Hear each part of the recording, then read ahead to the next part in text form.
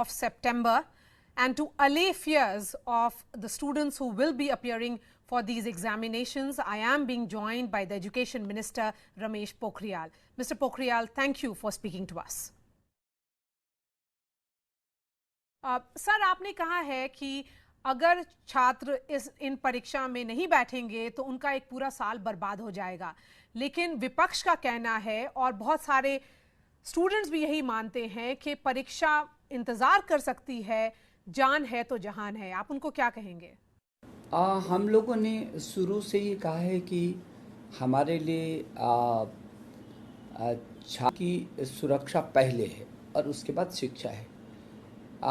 उसकी सुरक्षा भी चाहिए और उसकी शिक्षा, उसका भविष्य भी चाहिए, और इसलिए इन दोनों चीज़ों को हम लोग बेहतर तरीके से लगातार ये हम समन्वय भी करते रहे हैं।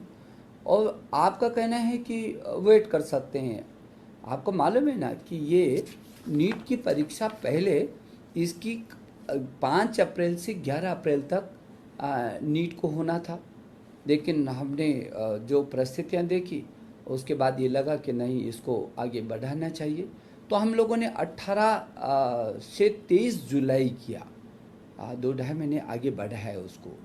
और फिर भी ये परिस्थितियाँ हुई, फिर छात्रों का और अभिभावकों का एक बार देखना चाहिए और क्या हो सकता है। तो जो परिस्थितियाँ हमारे सामने थी, फिर हमने अब जा कर के फिर 1 सितंबर से और 6 सितंबर तक ये जेईई की मुख्य परीक्षा, मेन परीक्षा सुनिश्चित किया। तो ऑलरेडी 2 बार 2-2 महीने करके पीछे हम लोग ले जा चुके हैं, और अब 1 सितंबर से 6 सितंबर तक उनको होना है। और दूसरी ओर जो नीट का है, इस नीट को जो पहले होना था वो 3 मई को होना था, और अब जा कर के 13 सितंबर को सेंटर्स बढ़ाए हैं। But the larger question is about public transport. कई राज्यों में पब्लिक ट्रांसपोर्ट बंद है, प्राइवेट गाड़ी सब लोग अफोर्ड नहीं कर सकते।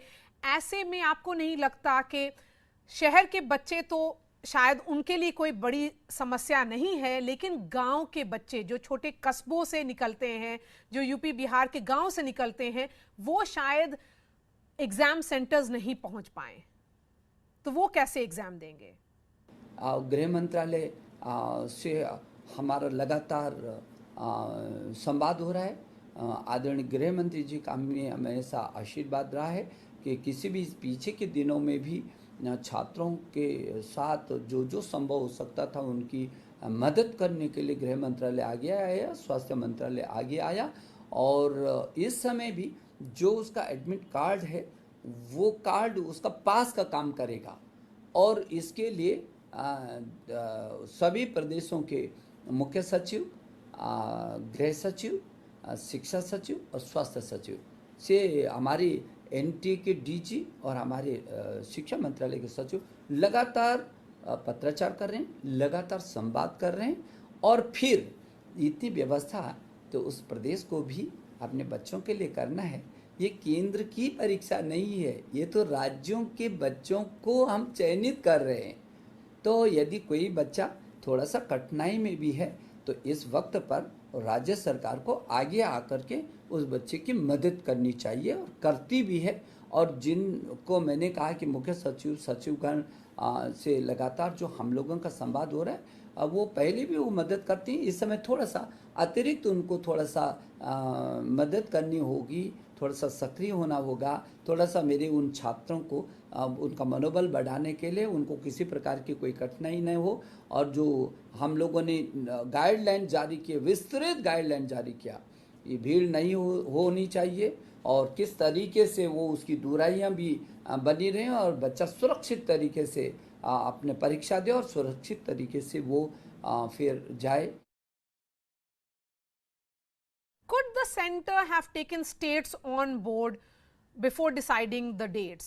क्योंकि फाइनल अरेंजमेंट्स जो है वो तो उसमें आपको स्टेट्स का हेल्प चाहिए, उनका सहयोग चाहिए, तो ऐसा क्या फिर केंद्र राज्यों से बात कर सहमति नहीं बना सकती थी? नहीं नहीं, ये तो राज्यों की परीक्षाएं हैं, मान के चलिए ना। ये तो राज्यों के बच्चों के ही है। और राज्यों से इसीलिए तो लगातार जब हम केंद्र बना रहे हैं तो जिलों में, आप अब बताइए ना, हजारों केंद्र हमने बढ़ाए हैं, सैकड़ों केंद्र हमने बढ़ाए हैं। तो राज्यों के बच्चों के लिए बनाए हैं। जो राज्य, उस राज्य का बच्चा छूट ना जाए। कोई भी राज्य अपने बच्चे के भविष्य के प्रति चिंतित होगा ना, स्वाभाविक ही है।